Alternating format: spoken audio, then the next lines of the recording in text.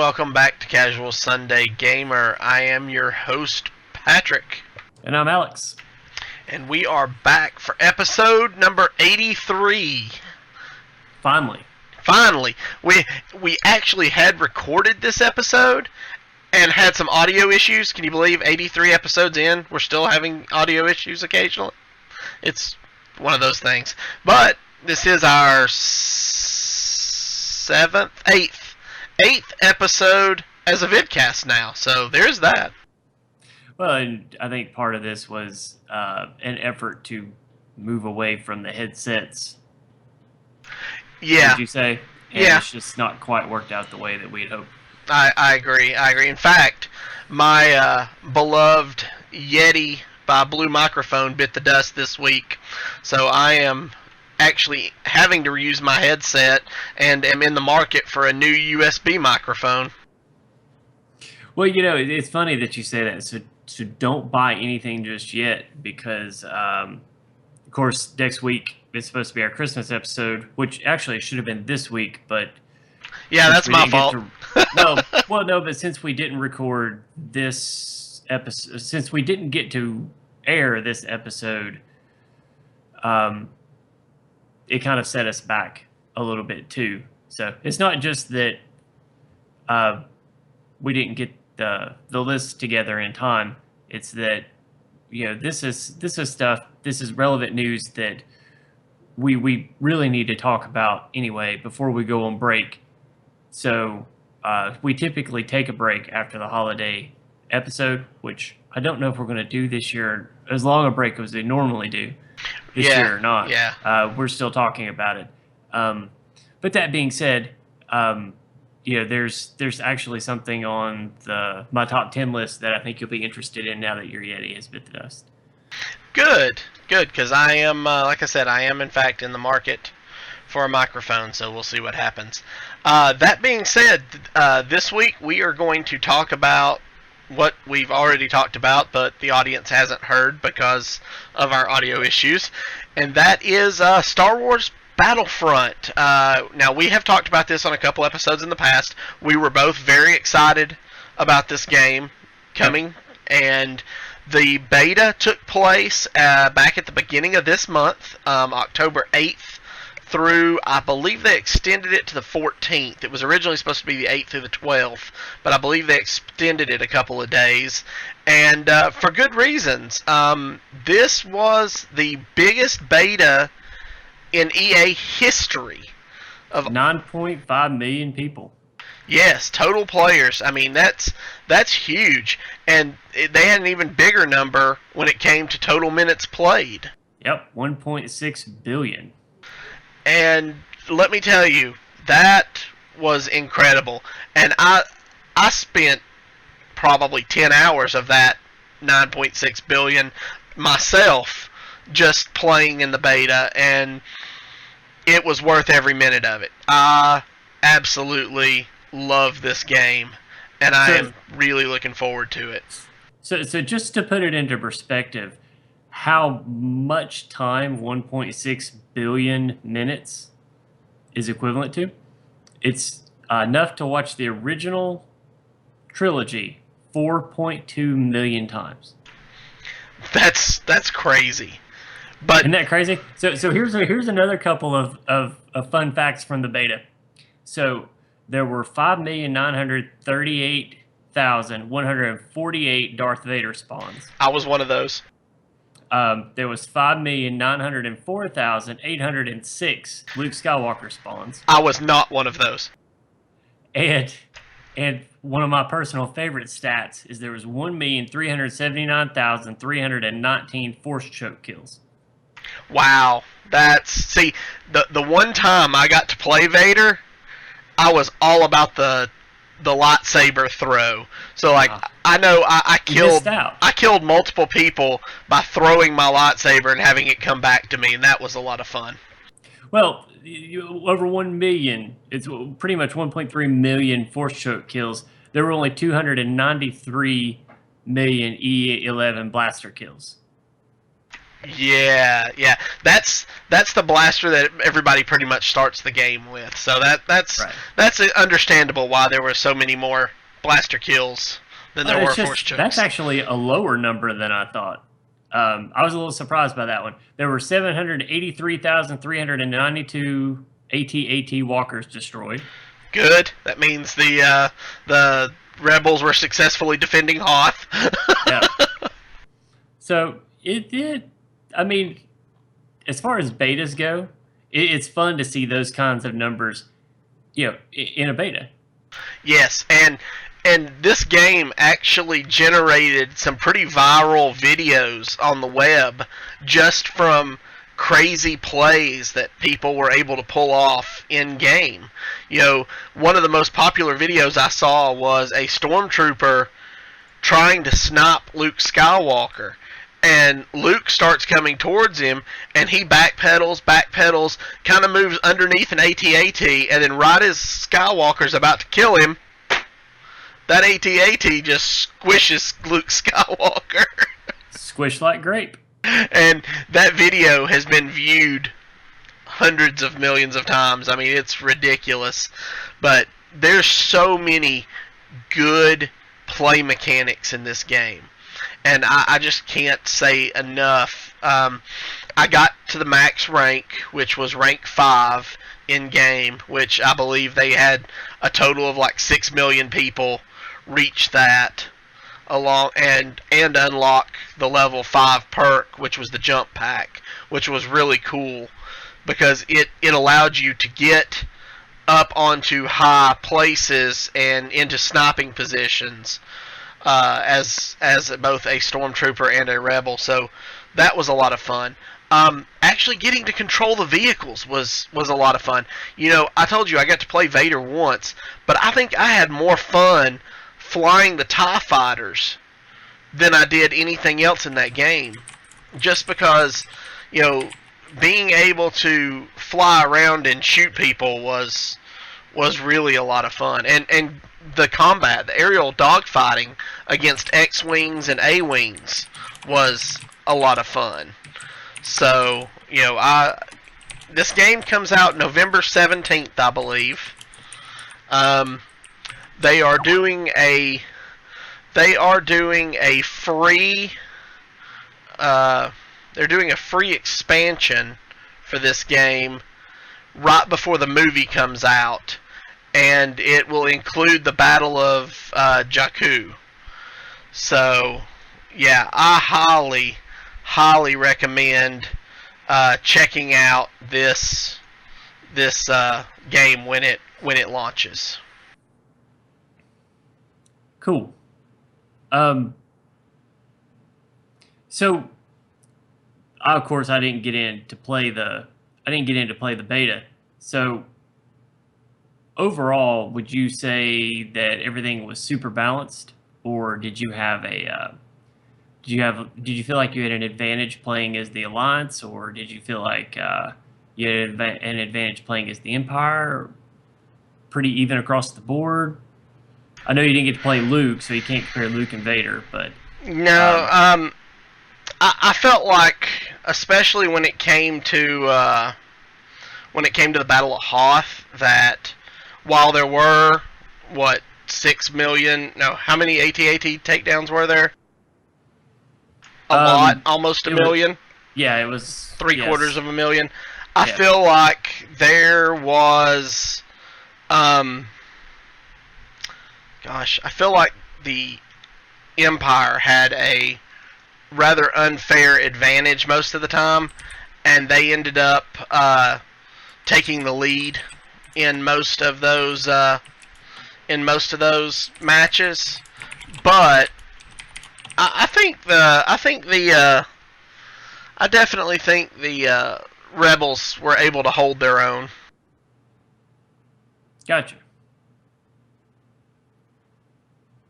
Well, it's going to be one of those games that I feel like, especially on the PC side of things, that once it goes live, it's probably going to have a hot fix or two.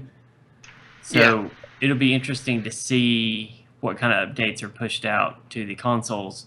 Um, So that being said, I know you got your new super cool gaming rig. Um, you still going to grab this for PS4, or are you just going to keep this solely on the PC? I'm thinking after. So I did play it on the PS4 with a controller, and I played it on the PC with keyboard and mouse. And I think I am probably going to get it on the PC when it comes out. I feel like I just had a better experience playing the game on the PC than I did on the PS4. I got you. I So, got you. So actually, speaking of that, yeah, there's a new game coming out. You're already playing Hearthstone. You're already playing Old Republic. You're already playing Heroes of the Storm. yep. And what other Those. whatever other Steam games you get? So Well, you're going to get Battlefront. Are you going to have time for all that and Overwatch too, oh yeah. or as Oh well? yeah. Yeah. Well. Got to watch that too when we're talking video games. Yeah, I'm definitely looking forward to Overwatch, and in fact the beta for Overwatch starts Tuesday, October 27th. Closed beta, right? Yeah, that's the closed beta.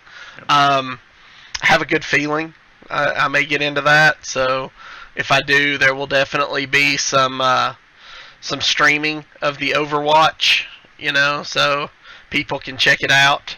But I am really looking forward to checking out that game. I've been excited about it since we saw it at BlizzCon last year, Mm-hmm. and you know I enjoy arena shooters. I'm not a huge fan. Like I've not really gotten into one hardcore since probably the Quake 3 days. Right. But I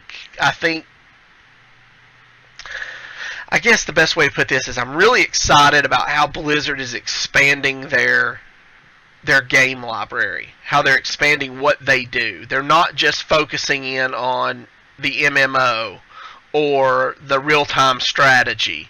They're expanding their profiles into other areas of gaming, and that really excites me. It actually kind of looks like they may be moving. I know Legacy of the Void comes out in December, but with no other RTS that I can see on the horizon, it kind of makes me wonder if they may be moving in a different direction from RTSs. I mean, I don't know. Diablo's not really an RTS. It's more of a traditional RPG. It's a point and click. You know, will they? I think they'll eventually get around if they're not already, into developing StarCraft 3. We may not see it for 10 years. Blizzard. You know how Blizzard is. It's done when it's done. Right. It's But going to be a whole new generation of gamers, gamers, though. Like right? I don't Absolutely. feel like I don't feel like StarCraft and Brood War necessarily. It brought in another generation of gamers, but the generation of gamers that played Brood War, they're still playing video games, and they're playing, they're playing the new StarCraft as it comes out. They were, they're active, but I guess it's going to be a curious dynamic to see what happens when this next generation of gamer comes along. Are they going to like RTS? Are they going to? Yeah, and that's what I'm wondering if they're looking at, because I mean we had all heard rumors when Brood War came out that they were already working on the next StarCraft. Of course, this was pre Google everything and pre smartphone, so it was harder to get information. It was harder to track down what was real and what was just a rumor. But at least there was talk. There was also talk about another Warcraft RTS during that time too, and of course we got WoW later. It just seems weird to not even hear talk about any other RTSs in the mix. Like, we even heard rumors of the Diablo, which, like you said, Diablo came out. It was more of a click to move adventure rather than an RTS. Yeah, and I know I've said on the show in the past, but the first, I was a hardcore console gamer growing up. Like, my family, we got our first computer in 1988, but you didn't really play games on them then. the internet was just becoming a thing, and I was a hardcore console gamer, and then I got introduced to Diablo 2, and Diablo 2 was the first PC game I ever really got into. I mean, I'd played Doom, I'd played Castle Wolfenstein, those were kind of fun, but Diablo 2 is what drug me into PC gaming. And from there, I played StarCraft, I played Brood War, and then I got introduced to EverQuest, which changed my whole perspective on gaming. And then eventually that morphed into World of Warcraft. Right. But, if it wasn't for Blizzard, I probably wouldn't be a console. I would probably wouldn't be a PC gamer as much as I am. And in fact, I would probably still be console gaming mostly. But, seeing Blizzard evolve into these other gaming genres is what, like I said, really excites me about where they're going with this, and I'm really looking forward to checking out their new stuff. Everything they've done so far, I've been a fan of. I don't play StarCraft as much as I did back in the day, because honestly, I'm hooked on Hearthstone and Heroes right now. Those are the two games I would rather play of all the games in their lineup. I still occasionally play Diablo 3, just because I like to go in and level up and get gear and kill stuff. So, but yeah, it's almost like they're a victim of their own success. Exactly. So, well, the reason that I brought that up is that the Legacy of the Void beta was running same time Battlefront's beta was, and it was very, it was very well received. A lot of people like some of the changes, and then a lot of your traditional gamers. A lot of your traditional StarCraft players have some issues with some of the changes. And that's an interesting thing, because my brother-in-law is a traditionalist when it comes to StarCraft. He loves the original StarCraft, and he loved StarCraft 2, but the thing he enjoyed the most about the Legacy of the Void beta, because he played quite a bit of it, was some of the changes they had made and how they're handling things now. He said that it almost feels like they're trying to bring more people into it, and it's a little more fun this way because of it. So he gave the beta pretty high marks. So good. And speaking of Blizzard, if you remember, just a couple years ago, Activision Blizzard was actually part of a larger corporate entity. That was Vivendi. And Vivendi decided they wanted to get out of the game industry, and Activision Blizzard bought the rights, bought all their shares of stock from Vivendi for it was something stupid like $2 billion or something. Let's see if I can find that exactly, but it was a ridiculous number, yeah. Yeah. And Vivendi, if you're unfamiliar, they are a media conglomerate. They do movies, they do cartoons, animations, they do music. They are a huge multi-billion-dollar company based out of France. Well, they decided they wanted out, and apparently this week they decided maybe they won't back in. And I'm going to be honest, this, when they got out 2 years ago, there weren't as many Hollywood studios buying up video game properties like they are today. And we talked about this on a couple episodes ago. A lot more of your video game properties are being bought up by Hollywood studios to become feature films. Right. And now it seems like maybe Vivendi wants a piece of that action, because this week they just purchased a 6.6% stake in Ubisoft for about $140 million.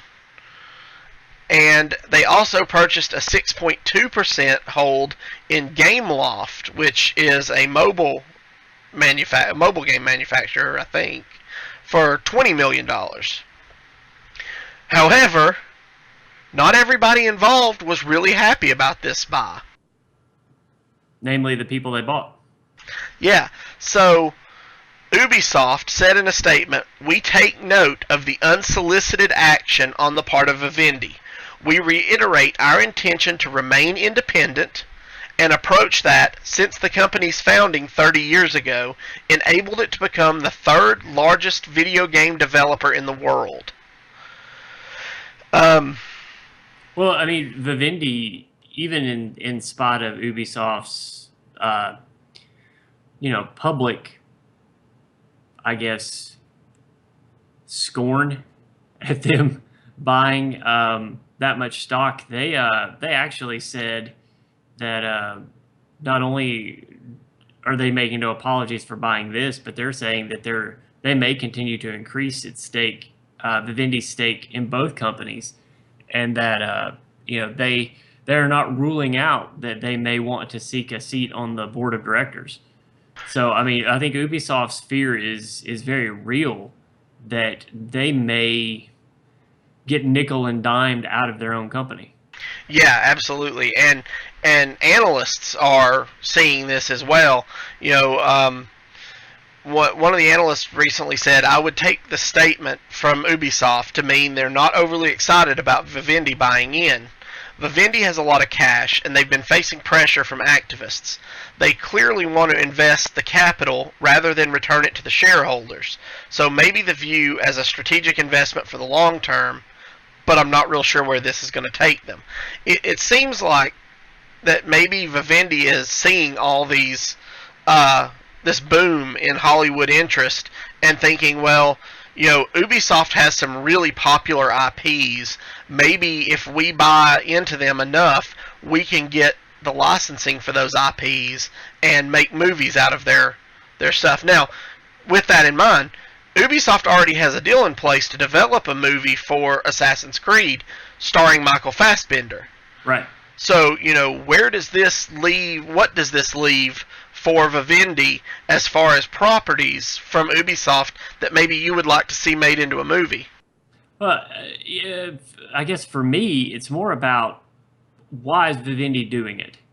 Are they necessarily going after Ubisoft and Gameloft because they like their IPs, or are they looking for the most cost-effective way to get back in? Because, I guess Vivendi's probably best known for South Park, Family Guy, and 24, the television series.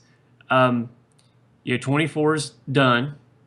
South Park, the last that I heard, their ratings are at some of their lowest ever. They're still going. Yeah, Family Guy, and once again starting to wane in popularity. So, if you're Vivendi, you're looking for that next big thing. And a lot of analysts have predicted video games that's where it's going to come from. That video games are going to be the idea generators for your next round, your next evolution of television series. Now that some of the desire to watch like reality TV style series are starting to wane, so it's going back to those written series. And I'm wondering if some of your writers haven't forgotten how to write. So that's possible.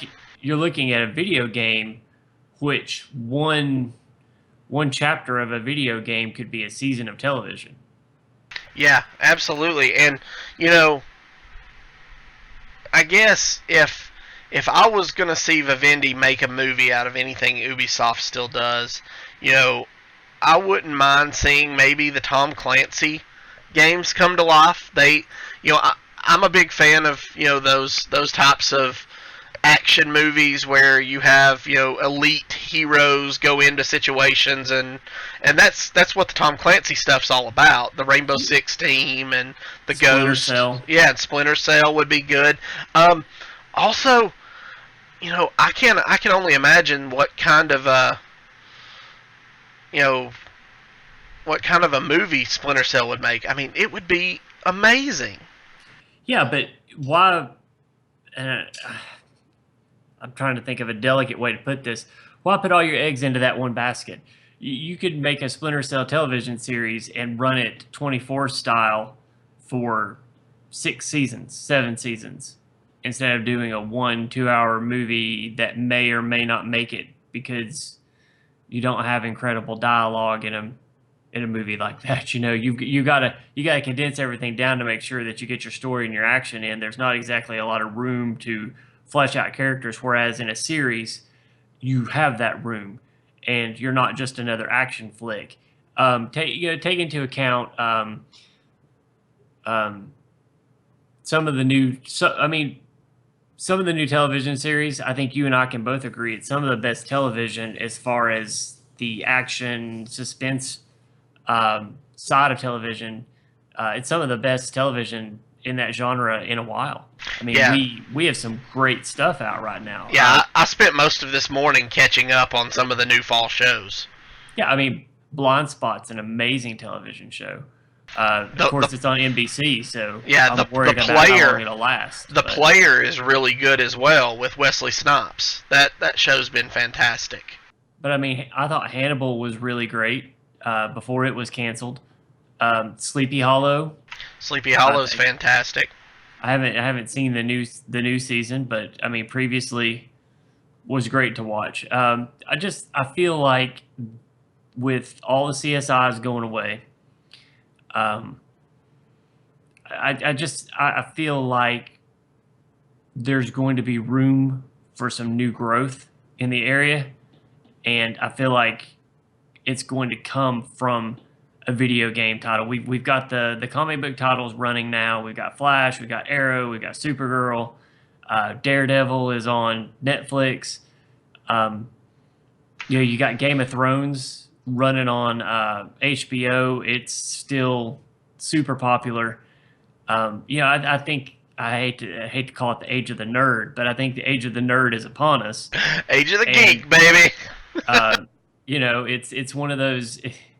It's one of those times where I feel like if a company puts enough money in, and they don't have to generate the content's already been generated. They just have to throw money at it and get actors in, not worry about the writing as much. Just more converting a story that's already there. Then I feel like that appears to some of them as a more cost-effective way to put out content that they already know people enjoy. Yeah. So I guess we'll just have to kind of wait and see what kind of role Vivendi takes here. Whether or not they continue to push, and like you said, try to get a seat on the board, or whether or not they just back off and say, you guys keep doing what you're doing. We just want to use your IPs to create films or whatever.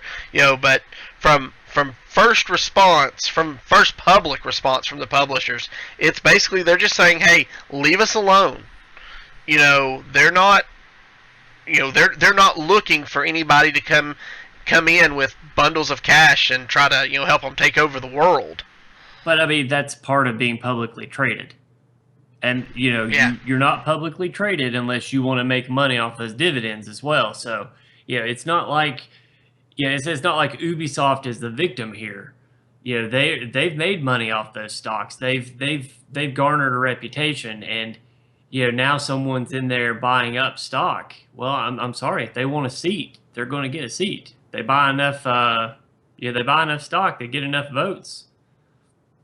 Yeah, and Ubisoft is one of the bigger publishers that's currently working on VR titles. And I know I've been playing with a VR headset for the last couple of days that I just borrowed from a friend, and let me tell you, it's been a pretty incredible experience because this headset's full immersion. I mean, you're sitting there, and it's just like you're sitting in a chair in a movie theater watching movies on the big screen. It's been pretty incredible for me, and I can only imagine what kind of games you might get from a studio like Ubisoft.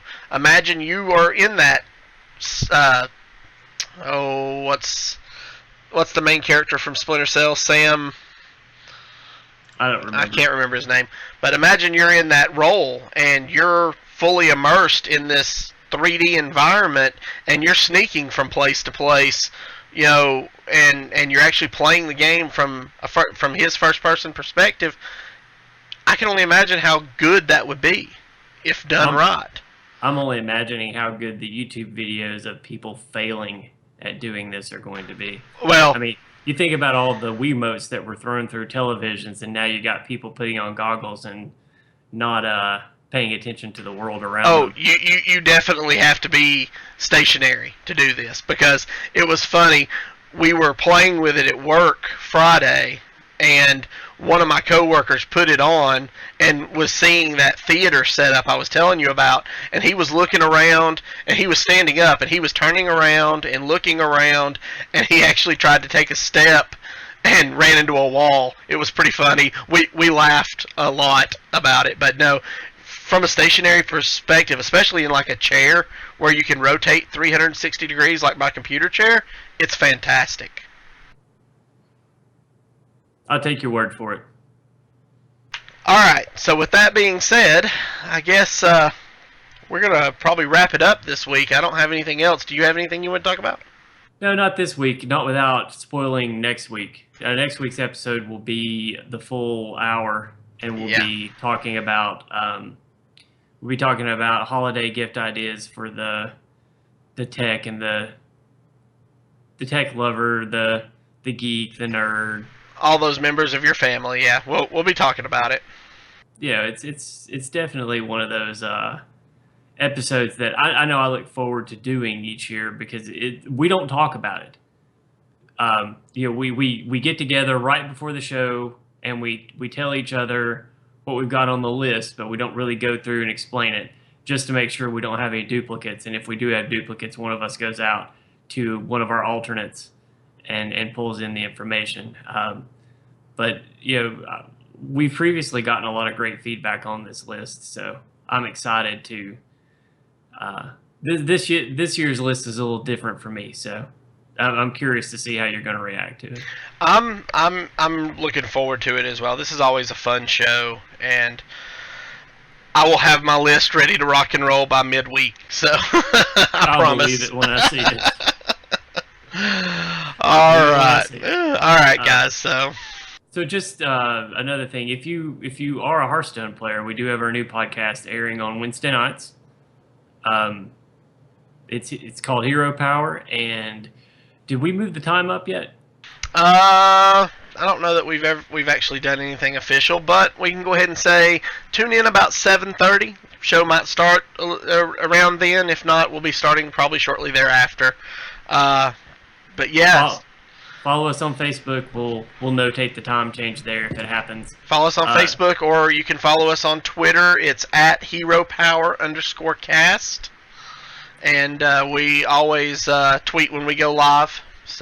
And you can also subscribe to it on Twitch, and you can get the notifications for when we go live. Yeah, and that's twitch.tv/ECMMOgamers.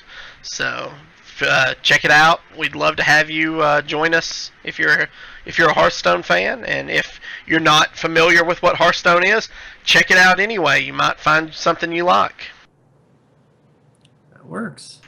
All right, guys. Well, that'll do it for this week. As always, I am Patrick. I'm Alex. And good gaming.